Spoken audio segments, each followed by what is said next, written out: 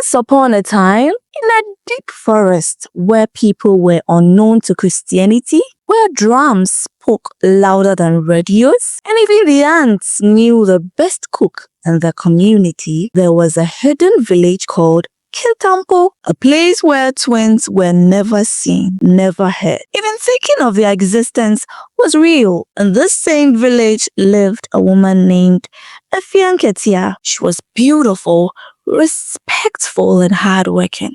10 years ago, her heart danced like festival drum when she got married to Kojo Danso, one of the most handsome and well-known young men in Kintampo. It wasn't about riches, but in those days, women chose good name and honesty over gold and gold. Kojo came from a line of hunters who never lied and never stole. But 10 long years passed, and Afia's womb remained silent. Some village people mocked her. She can cook, she can sing, but she can't carry a simple baby in her womb, they whispered. Others pitied her gently, rubbing her back and saying, "The gods are not asleep. Your time will come." And one day it did. She fell pregnant. The drums beat louder that day. Women danced and elated for her joy, but they didn't know. What grew in her belly was not just a child. It was a mystery waiting to uncover a secret buried for generations. It came as a surprise to Kojo Danso when the village midwife, Old Mame Fati, confirmed the news. "Afia is carrying life," she said with a broad smile, touching Afia's hand gently. "The gods have opened her womb." For a moment, Kojo couldn't speak. His lips trembled slightly. He looked at his wife, whose eyes were already filled with tears. It was not a dream, it was real. Afia, the woman everyone thought was cursed, was finally pregnant. Her belly didn't just grow, it spoke to the village. It became a sign and a miracle. Those who used to mock her in the market now came to her door with yam, palm oil, ripe plantains, beads, soaps, kente cloths, and bottles of herbal medicines from far places. Even those who once crossed to the other side of the path when they saw her now stood under her window, singing old songs of joy and fertility. Afia would sometimes say with a tired smile. One woman who came to see me said, "The gods truly listen. I now believe that if I even want to stop giving birth, it would still grant me another child." She laughed, rubbing her stomach gently. Kojo also became a different man. At night, he would put his ears on her belly and whisper, "Hey, small warrior, are you there? Can you hear your father's voice?" Sometimes, he'd close his eyes, as if expecting the baby to answer back. They both laughed. Afia had waited for 10 good years. 10 years of shame, 10 years of women avoiding her at naming ceremonies, 10 years of in-laws whispering behind her back, 10 years of fake smiles and quiet tears. Now, the village that laughed, that village was now rejoicing. Drums were played. Even the chief's wives came to sit beside her. They said, "This is not an ordinary child. This is the gift from the spirits of the river." One early morning, just as the birds started singing and the fog was still resting on the trees, a loud scream came from Kojo's heart. "Joe, it's coming!" Afia cried, holding her waist and leaning against the wall. Quickly, the village midwife, Old Mame Fati, was called. She came with her small apprentice girl. Isi, women gathered with cloth, hot water, herbs, and prayers. The air was tense. Kojo waited outside. One woman told him to. "Kojo, please wait outside." One woman said, "Let the women do their work." Kojo stood under the mango tree near the hut, with sweat running down his face. His hands were shaking. The village people started gathering around him. 10 years, one old man whispered. "Today is the day." Kojo didn't talk. He just looked at the hut's door, praying. Then it happened. A wild scream tore through the morning silence. My eyes have seen evil. It was the midwife. She rushed out of the hut, barefooted, with her head scarf half fallen. What is happening? One woman shouted. Mami Fati didn't stop. She kept shouting. This is a taboo. It's a curse. The gods forbid this calamity. She didn't even look at Kojo. She just ran, passing by people without greeting, heading straight to the chief's palace. Kojo's heart nearly stopped. Afia, he shouted and ran to the hut. Inside, his eyes widened like calabashes. On the mat, his wife Afia lay there, sweating and weak. And beside her were two babies. Two crying babies. They looked the same. Same head, same eyes, same skin tone, even the same little birthmark under the left eye. It was like one person had been copied by a mirror. Hey, what is this? Kojo shouted. Afia, my wife, what have you brought into this world? Afia tried to speak, but her lips were dry. She looked confused and tired. The apprentice midwife, young Essie, stood shaking in the corner. She stammered. I helped her deliver, but I swear I am shocked. How can one woman give birth to two people that look like one? The air was heavy. The babies cried louder, but far away, Mami Fati was running faster than a tired goat. When she reached the chief's palace, the guard stopped her at the gate. Madam, stop here. The chief is in a meeting with the elders. But she screamed loud enough for all to hear. My king! My king! My eyes have seen evil. From inside, the chief raised his hand. Let her come. And that was the beginning of the misfortune that would shake Kintampo forever. By sunrise, the news had spread across Kintampo like wildfire. Have you heard? Afia has given birth. Not one baby, but two. Two that look exactly the same. Some village people whispered in fear. Others spoke with curiosity, and a few spoke with wickedness. One old woman clapped her hands 3 times and said, "This is not normal. A baby cannot be born with its own shadow." Another man stood by the tree and said boldly, "These children are not human.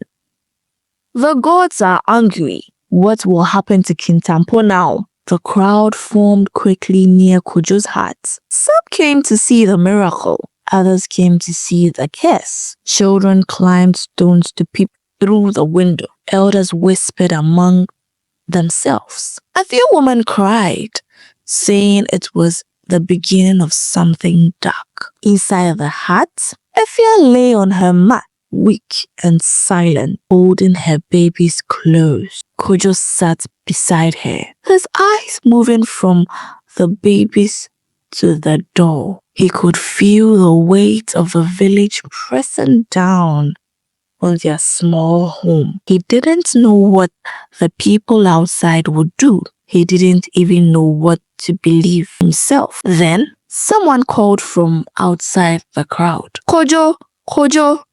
The voice came with urgency. He stood up, walked slowly to the door, and saw the chief's messenger. "The chief wants your presence at the palace," the man said. "Come with your wife and the children." The crowd went silent. Birds stopped singing. Kojo turned and looked at Afia. Her eyes were wide with fear. He nodded slowly. Something was coming, and it had already begun. At the chief's palace, all was quiet when Kojo and Afia entered with their 2 newborn babies.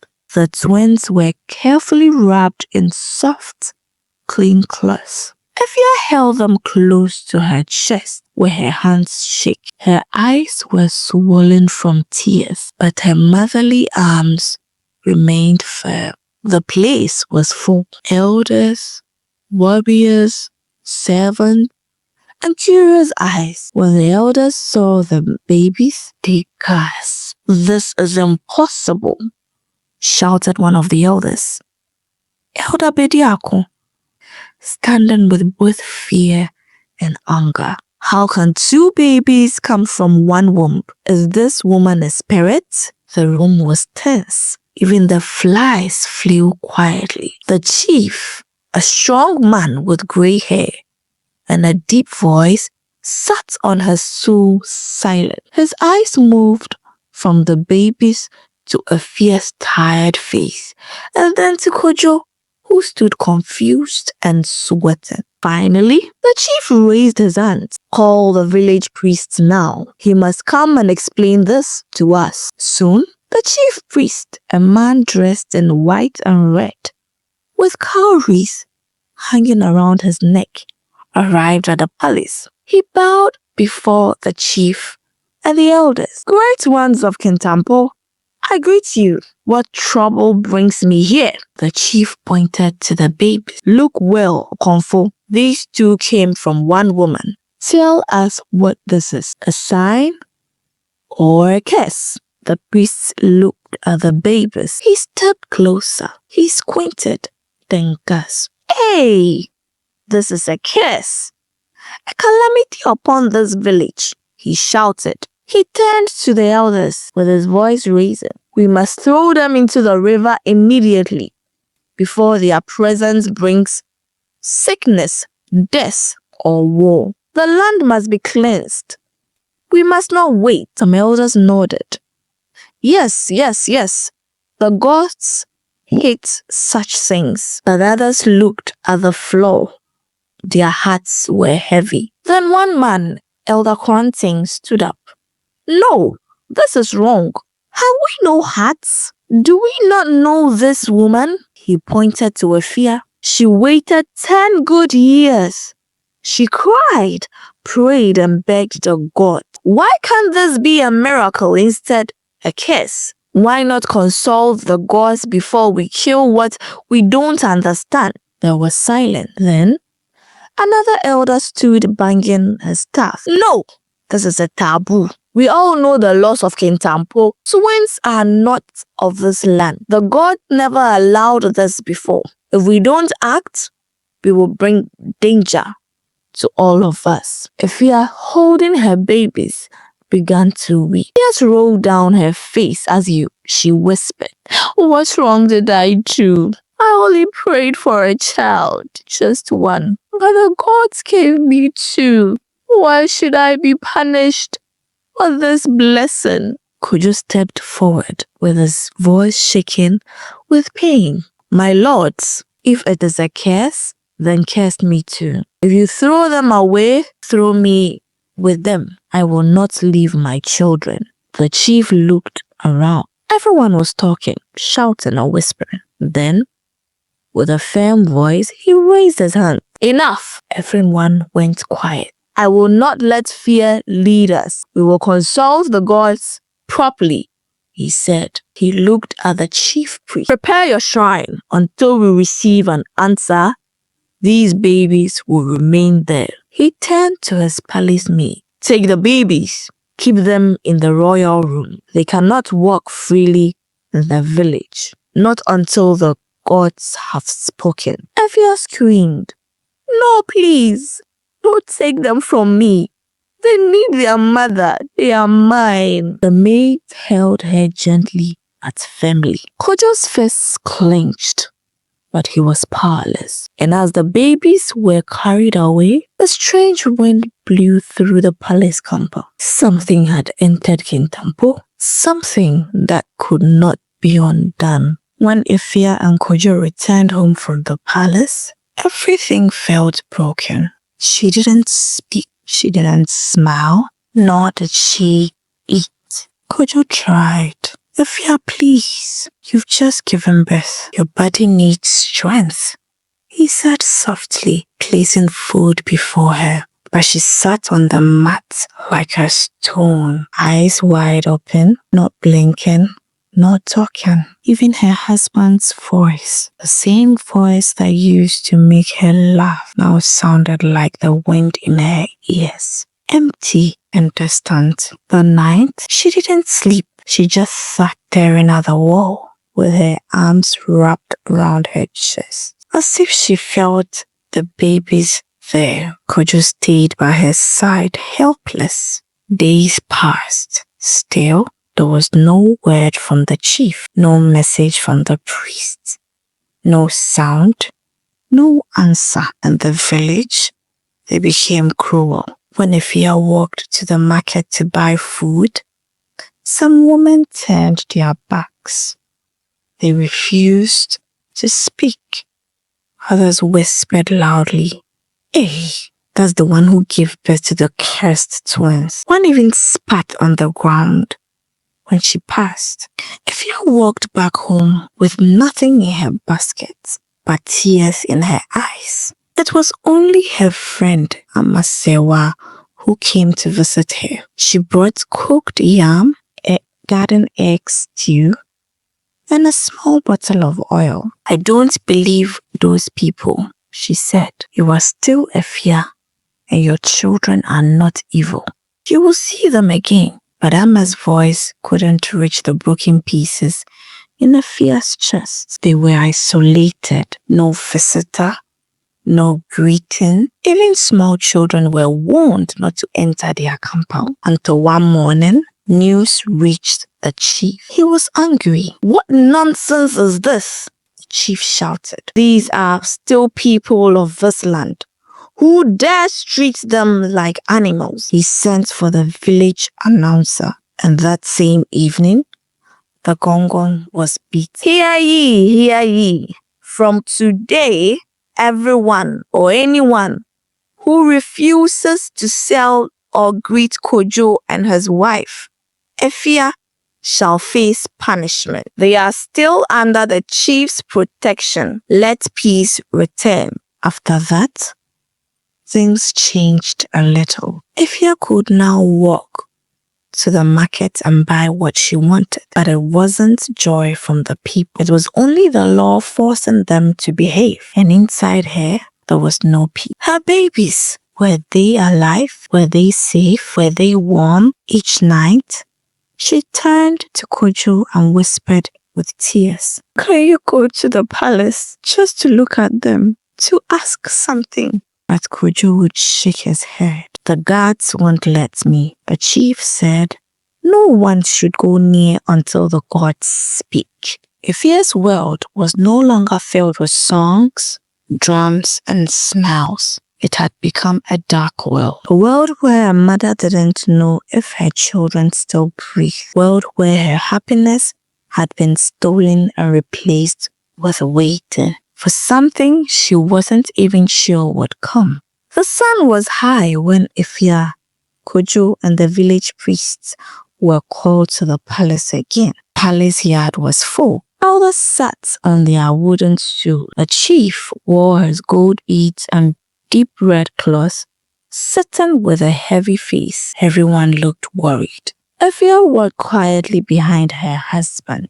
She wore a plain cloth. Her eyes looked tired. Kojo held her hand tightly. He knew her heart was still bleeding. The chief cleared his throat. "Priest, why are the gods still silent? Why haven't they spoken since these children were born?" The priest stepped forward with full confidence. He raised his staff, hit it on the ground twice, and spoke. "Great chief of Kintampo, wise elders, I said this before you all. The gods are silent because this is a taboo. Since the day these twins were born, the gods have forbidden their face. I have gone to the shrine, poured libation, chanted, waited, nothing, not even a wind. It's as if the gods have vanished." The palace became quiet. An elder Siedu, jumped up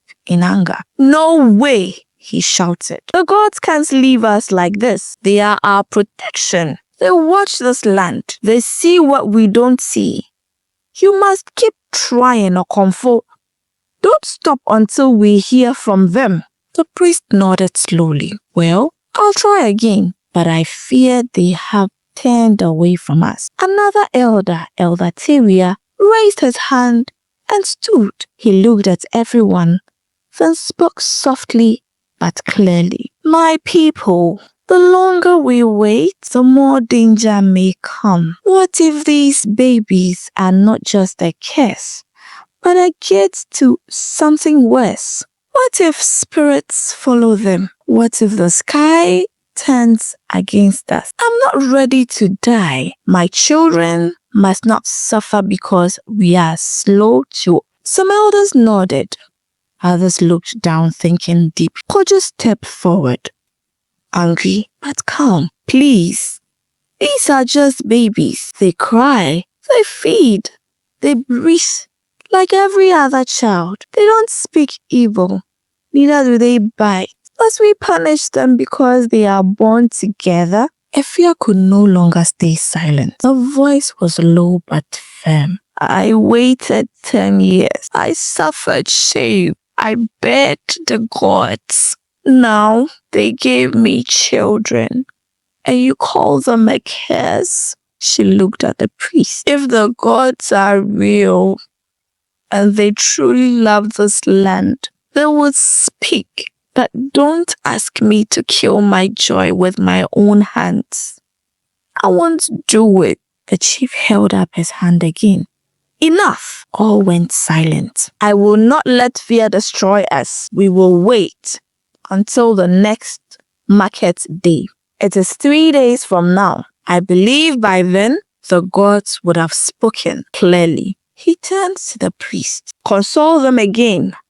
Morning, afternoon, and night. No excuses. Then he looked at Kojo in fear. Your children will remain here. No one, not even you, must see them. It is for the safety of the village and for you. If the gods say nothing by market day, we must have no choice. Afia fell on her knees, with tears rolling down her cheeks again. Kojo helped her up. Holding her tightly, they walked out of the palace like people carrying a heavy stone in their chests, and behind them, the others waiting for the gods to speak. Each day, Afia sat in silence. She barely ate. She barely spoke. She just sat on her mat with her eyes lost in the air, always thinking of her babies. Were they crying? Were they hungry? Did someone touch them with love? No one had told her anything, but one person still came. Her friend, Amasewa, never left her alone. She visited often, bringing her fruits, porridge, and sometimes just a smile. Afia, eat small. If not for you, do it for the babies. They need you strong, she would say softly. Afia would nod, but her hands refused to move. One morning, Kojo left home to go to the market. As he walked through the village path, he saw Elder Obed, one of the elders who had always disliked Afia. Kojo, trying to show respect, greeted politely. Good morning, Elder Obed. But Elder Obed raised his hands to stop him. Kojo, I warned you. I told you not to marry that girl. You think I didn't see this from the beginning? Kojo stood still and quiet. The elder walked closer. I have 3 beautiful daughters. I was even ready to give you one for free with a land and a goat. But you said no. I'll see what your stubbornness has brought you. You are suffering, carrying curses around like gold. Kojo looked at him, but said nothing. His heart was too full. His lips stayed closed. He turned and continued walking. Elder Albert shouted after him, Hey, see this man. I'm trying to help your miserable life and you walk away like I'm talking to a ghost? You think you are strong, eh? You will see. Your babies will die. Those evil souls you brought to this earth will not last. Kojo paused for a moment, but didn't turn. He walked slowly toward the market with his head down. The sun was hot, but his chest felt colder than rain. Behind him, Elder Obed watched, smiling and shaking his head. Stubborn man, you will learn the hard way. It had now been 3 market days since the twins were born, but the village of Kintampo was no longer calm. People were tired, angry, and confused. In the market square, voices rose like thunder. A woman selling pepper threw down her basket and shouted, "Why is the chief still protecting these evil babies?" Another man added quickly, "Is he waiting for them to grow up and start killing us one by one before he acts?" The third man shouted, "Since those twins were born, my farm hasn't seen one drop of rain. Even my goats look confused." Then one loud voice came from Makana. "Let's go to the palace." And just like that, they gathered courage. Young men, market women, even old men with walking sticks. They all marched to the palace shouting, "Bring the babies out. Let the gods decide. No more delay." Inside the palace, the chief sat with his head low, deep in thoughts. The noise outside shook the ground. He came out slowly, raised his hand to calm the people. "My people." But one bold woman stepped forward. "Great king," she said, "you have broken our own laws. You told us to wait till market day. Now it is 3 market days and nothing has changed. Are you waiting for the evil babies to grow strong and finish us all?" The people murmured loudly. Some nodded, others shouted more. "We are scared," she continued. "Even in our own village, we are now strangers to peace. We don't sleep well. Our babies cry too much. Our goats are missing. We need you to wake up and act." The chief looked at the woman, then at the crowd. Before he could say a word, the priest entered, fast and sweating, as if someone had called him urgently. He walked straight to the front, holding his staff high. His voice was bold. "My king, my people, I have seen enough. The gods have gone silent. They do not answer, they do not whisper. And when the gods do not speak, that is when we should fear the most. This is a bad omen. We must not waste more time.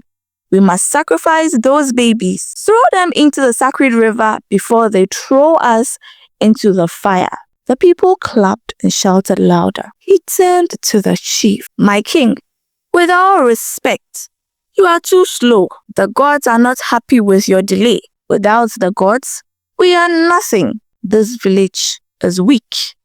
We need protection." The chief stood up. His face was hard. His voice was deep and tired. "Then take whatever decision you want," he said slowly. "But I wash my hands off it." Gas filled the air, then shouts. Some people cheered, others sang. One woman finally cried out, "Finally, you have spoken like the king we know." They didn't know what had been decided at the palace. That news was rushing like thunder towards Kojo and Afia's heart, where they still sat, not knowing that their babies were about to be chosen for death. "We have won!" A young woman shouted with joy, leading a crowd of village people through the dusty path. "Those evil babies will be sacrificed. Kintampo shall be free again." People danced. Some shared food. Others poured libation. The jubilation was bigger than the village's yearly festival. Old women hugged each other. Drummers beat louder. Even children clapped, not knowing the reason. But far from the crowd, in a lonely hut at the edge of the village, the news reached Afia. It came like a sharp knife. A neighbor whispered it first, then Amasawa rushed in with tears already on her face. Afia, they've decided they will kill the babies. Afia's hand froze mid-air. Her heart stopped. She looked up slowly like someone waking from a nightmare. Then she collapsed. "My babies, my blood," she cried, holding her chest. She fell to the floor, shaking like a dry leaf in a storm. Amma shouted for Kojo, but Afia did not wait. She jumped up. Her robe had nearly fallen off and ran barefoot. Dust rose behind her. Her legs moved faster than her pain. She ran through the crowd. People turned in shock. Some tried to stop her, but nothing could stop a mother's cry. She reached the palace gate and screamed, "King, please hear me. What did I do wrong? What did I do to deserve this pain? Is it a curse to wait for 10 good years for a child?" Her voice cracked. Her knees hit the palace floor. "I carried her in my womb for 9 moons. I sang to them at night. I begged the God. I did not sleep for many days. Now I finally become a mother and a village wants to steal my joy." Tears ran down her face like rain from a broken sky. Kojo arrived panting. He saw his wife kneeling in the dust, crying to the king. The chief stood with guilt weighing on his shoulders. He spoke softly. "My daughter, I waited. I called the god, but they did not speak. Now the people are scared and I am their king." Afia looked at him. Her lips were trembling. The chief added with a low voice, "If the gods gave you those children, they will give you another." "I'm sorry." "Another?" Afia whispered. "Do you think children are like yam seeds? Do you know the pain I felt each day watching other mothers breastfeed? Do you know how many times I sat in the bush and cried alone?" Her body shook. "I'm not begging for bread. I'm begging for my babies, my joy, my gift, my reason to wake up every morning." But her cries went into silence. No elder moved. No guard spoke. Even the wind stood still. Afia lowered her head to the ground. "Kill me first, before you touch my babies. Let me die with them. Let the gods know that I Afia did nothing wrong." Kojo bent beside her and rubbed his hands around her. Both cried like children who had lost everything. The palace was quiet, but the village continued to dance. Don't forget to subscribe to our YouTube channel, Derba Tales, for more thrilling stories. Thank you.